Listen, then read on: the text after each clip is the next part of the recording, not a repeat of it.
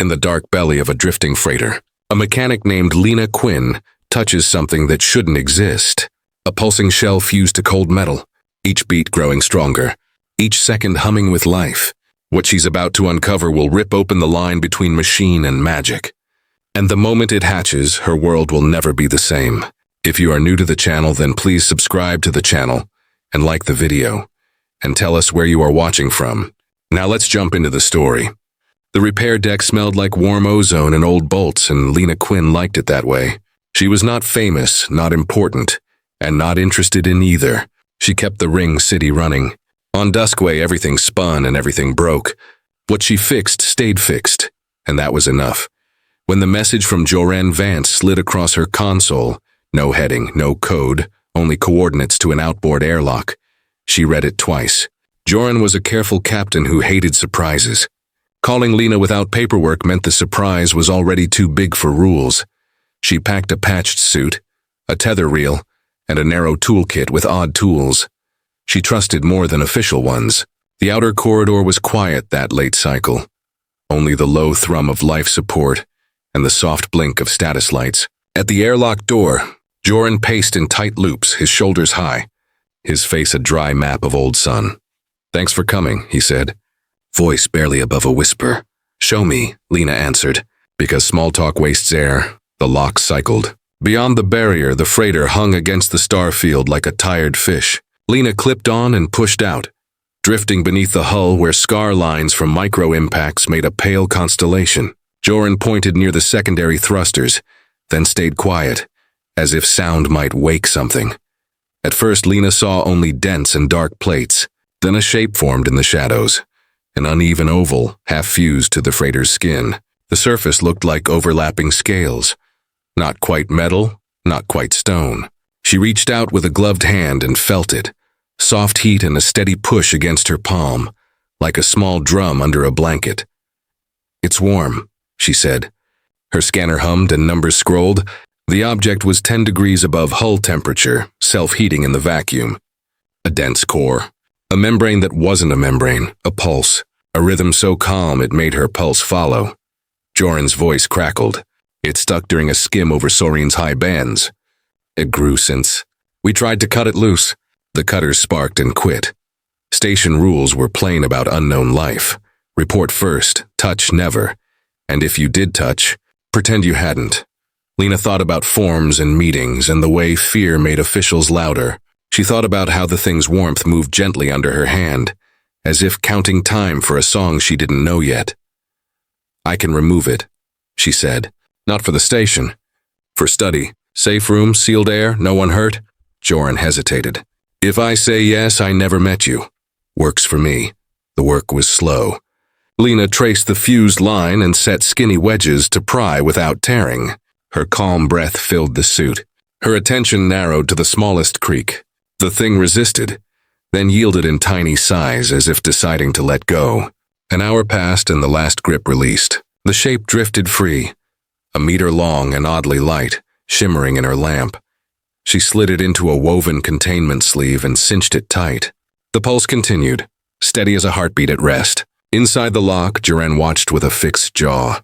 "You sure about this?" "No," Lena said, and that was true. "But I'm sure I won't sleep if I leave it glued to your ship." He nodded once. "Then you didn't see me." She carried the burden through dim corridors to a disused maintenance sector, where she kept a private bay. The door sealed behind her with a gentle sigh. Old equipment lined the walls. Borrowed analyzers, rescued printers, a tiny generator that hummed like a cat. Lena set the sleeve on a bench and opened it. The scaled surface gleamed, colors shifting from deep blue to violet with small sparks of gold. "All right," she whispered, because whispering felt right. "Let's learn what you are." Sensors ringed the bench. Thermal, spectral, a crude bioscan she built from leftovers. The readings were curious and unhelpful. The outer layer was both tissue and crystal. The inside was warmer, a nest within a nest. An energy signature pulsed in faint waves like a sleeping star. Lena made tea. She forgot to drink. Every few minutes she checked the monitors and the beats on the screen lined up with the soft press under her fingers. Time folded. The station shifted to night cycle. Somewhere far away, traffic beacons blinked along the ring. A thin sound quivered across the room, like glass cooling. Lena looked up. A hairline crack traced the length of the shell. The pulse quickened. Blue-white light seeped from the seam and jumped to the next, stitching a net of brightness across the scales. She thumbed the containment switch. The bay doors sealed. Air scrubbers tightened their sigh. She stepped back, shielded her eyes, and waited with her breath held where it could not help. The shell opened in clean petals. Light rose and fell like a tide, then faded. In the hollow lay a small creature no bigger than a house cat. Narrow body, fine limbs, a pair of folded wings and a long head with curious ridges. Its eyes, faceted and deep, looked up at Lena in absolute silence. "Hello," Lena said, "because hello is where every honest story starts." The little one stood. It tried its wings, then pressed a claw to the bench and sang a string of notes so gentle she felt them more than heard them. Images flickered in the edge of her mind. Warmth, movement, a clouded sky with colors that did not exist in factory light. Hunger came last, not sharp but true. Lena held out a ration bar. The little one tasted, grimaced, and sent a picture as clear as a spoken sentence. Flowing current, soft lightning, the inside of a storm. Lena understood on a beat. "You eat energy." She unplugged a spare cell, set it near. The small creature touched its surface. A shiver of pale light passed through its scales. The cell's gauge fell. The small one sighed. "If a sigh can be music." "All right," Lena said softly. "For now we'll share." And somewhere along the station spine, a quiet alert marked unusual power drift. Lena did not see it yet.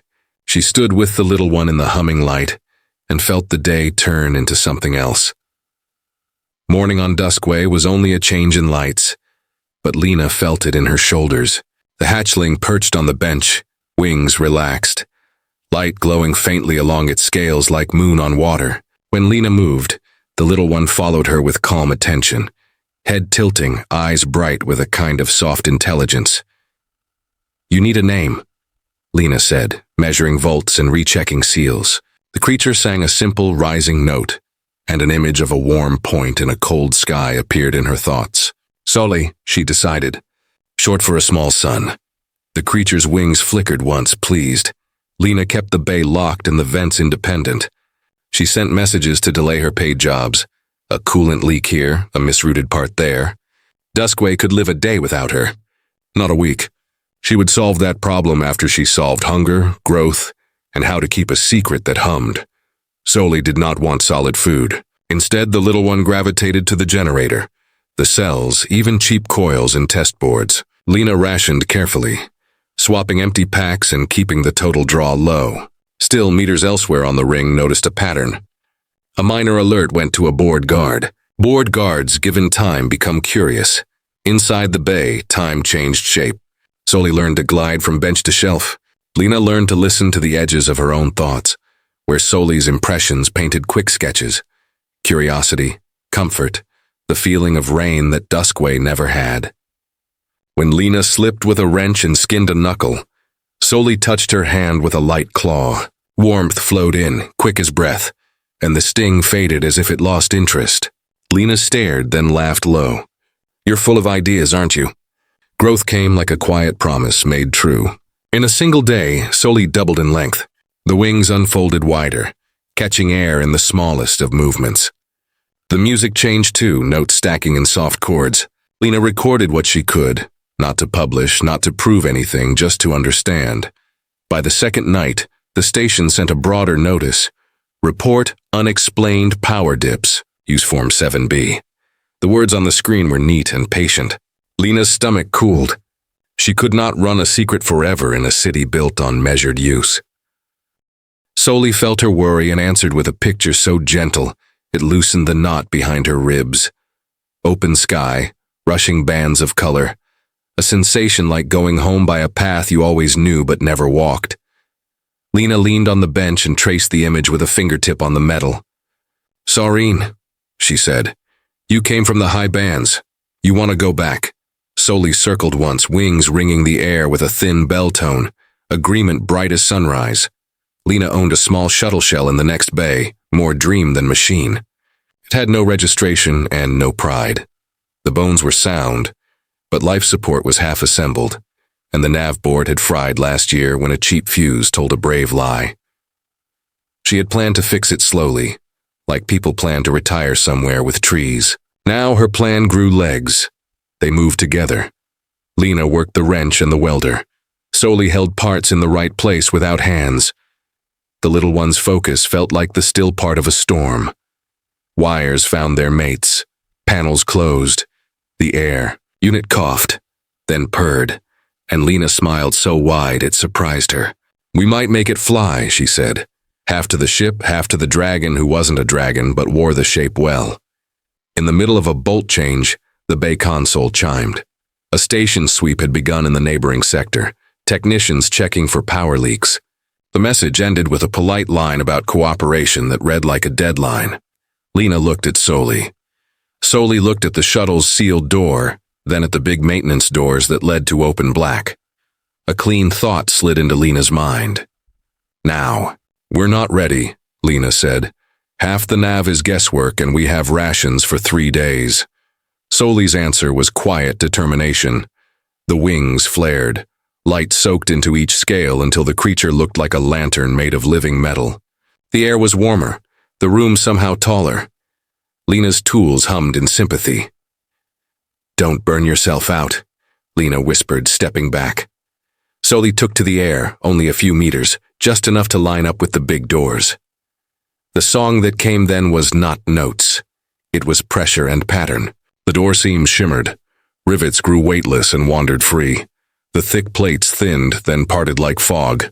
Not broken, not melted. Simply not there in any way that mattered. Cool air rushed. Beyond the opening, Duskway's ring lights beaded around the gas giant like pearls. The world outside felt huge and kind. From the corridor came heavy steps and the hard rhythm of a code input. Security had arrived 1 bay away. "Okay," Lena said, hands steady now that there was only one choice. Inside. The shuttle woke under her palms. Systems climbed green. Air settled. A small tremble went through the frame the way a body shivers before a run. Soli folded into the co-pilot space. Light dimmed to a soft glow. The creature was tired already, but the eyes never left Lena. "Hold on," Lena said, and the shuttle slid through the opened air like a fish through a new cut in ice. Behind them, a voice called through a suit helmet for the bay to open. Alarms complained about pressure. Emergency doors dropped elsewhere to keep the ring whole. In front of them, the black was wider than thought. Lena set a course toward Saurine's bright bands. The shuttle answered brave. Duskway shrank behind, a small silver road around a giant sky. Lena reached across the console and brushed a finger against Soli's neck. "The scales were warm. We'll get you home," she promised. "And then we'll see what home becomes for both of us." Soli leaned into her touch, a simple, wordless yes filling the quiet cabin. The stars did not blink. They burned, and the shuttle moved on. Space between Duskway and Saurine looked calm, but the sensors told a different story. Cold wind you cannot feel, dust you cannot see, and wide rivers of radiation that curl like sleeping snakes. Lena flew the way she fixed. Careful hands, calm breath, listening for small sounds. Soli dozed and woke in turns, sipping from a low cell when the glow dulled.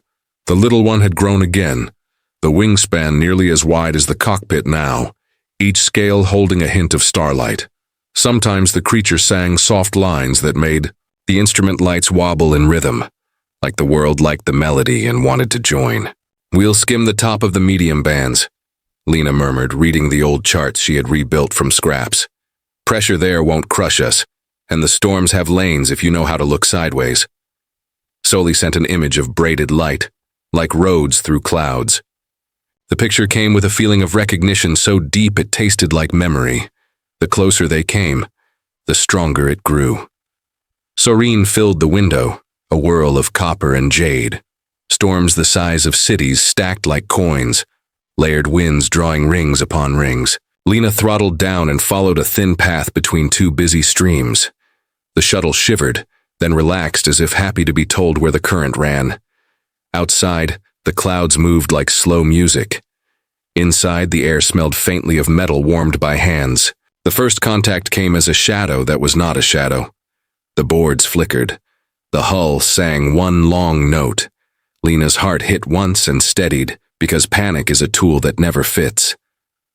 "We have company," she said softly. "Big company." They appeared around the shuttle in a circle. Not bodies, but whirls of luminescence, each the size of a cargo module, moving with the care of people carrying water across a crowded room. Patterns rippled through them, gold to violet to pale green as if speech were color first and idea second. Soli rose in the harness, brightening, not afraid. The small one answered with pulse and tone, the sequence precise like a greeting learned long ago. The patterns in the circle changed. The lights leaned in without moving, listening. A wave passed through the shuttle, gentle and absolute. Every panel went dark, every coil silent. Lena tasted the quiet on her tongue. Then the glass in front of her was not glass, and the metal that held air was not metal. And she was still breathing because something kind had decided she needed to. A sphere of soft energy cradled her like a pocket of spring air in a very cold world. The shuttle was somewhere, maybe everywhere, maybe nowhere. The worry in Lena's chest loosened its knot. She looked at her hands and flexed her fingers and watched tiny lines of light follow each movement like curious minnows. "You're safe," she told herself out loud, then smiled because saying it to herself also said it to Soli, and saying it to Soli said it to whatever held them. The circle of lights guided them along a spiral descent into a region where the colors were too many to count. In the center, a structure floated like a lace shell, not built, not grown in any human way, but formed of the same scaled stuff as Soli's egg had been. Walls were ideas more than boundaries. Doors were suggestions you accepted because they were polite. Inside, there were others like Soli, some the size of birds, some long as small ships, all wearing the same quiet brightness. Moving between them were caretakers in shapes that made sense to eyes like Lena's. 2 arms, 2 legs, faces that shifted between familiar lines and soft light. Their eyes were deep wells of color without pupils, not empty, but full. One of the caretakers approached with a gait that did not disturb the air. Their features settled into a shape near Lena's age, because the room was kind and wanted a meeting to be easy. When they spoke, the words were music in her head, not sound in her ear. "Welcome, Lena Quinn," the being said. "We listen to your approach in the cloud paths. The small one you carry calls to us and to you." Lena bowed without thinking, a habit from the yard when a good teacher shared a tool. "Thank you for not crushing my shuttle," she said, simple and true. Soft laughter rippled through the room, not mocking. "Your shuttle sits whole, waiting beyond shape. We can return it as it was. The little one is named in your thoughts, yes?" "Soli," Lena said, and the small one lifted higher, proud. A gentle brightness touched Lena's shoulder like a hand. Images flowed. Eggs riding high winds between worlds. Paths through deep cold that only energy can cross. A lost egg lifted by storm to a place too thin and too bright. Then they showed Lena her own face as Soli saw it. Steady hands, quiet voice. Heat shared without fear. "You are a bridge," the caretaker said, "and bridges deserve to choose where they touch." They turned, and the walls opened like a held breath let go. Beyond lay a nursery of mixed states where matter learned music and energy learned weight. "If you wish to stay, the place will shape itself to your needs.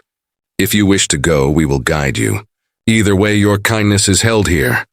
Lena looked at Soli and received a wave of feeling that was not simple joy and not simple longing, but both. Home sang in Soli's bones. So did Lena's voice. "I can't live in your storms," Lena said softly. "My body is not built for it. We can make rooms where your breath is safe," the caretaker replied. "We do this for our young when they practice wait and touch. We will do this for you, if it is your wish." Lena thought about a ring city where lights pretend to be dawn, about desks with forms, about rules made for good reasons that still choke good choices. She thought about opening the bay doors with a song and how fear had turned to calm, because trust walked in first. "I would like to learn," she said, "and to help Soli learn. And if I can, I want to lend my hands to work that matters. The caretaker's eyes deepened to the color of fresh copper. Then rest. Then eat light the way you already learned to. And then build with us. Behind them, the circle of luminescent elders dimmed and brightened in a rhythm that felt like approval. Sully pressed close, warm and humming. Lena closed her eyes for a long breath, and when she opened them, the room had already shifted to include a neat bench, a clear table, and a set of tools that looked like her tools dreamed bigger. Somewhere, beyond the nursery, the storms kept moving. Inside, a new story began to breathe. Days inside the nursery did not fall into boxes called morning and night.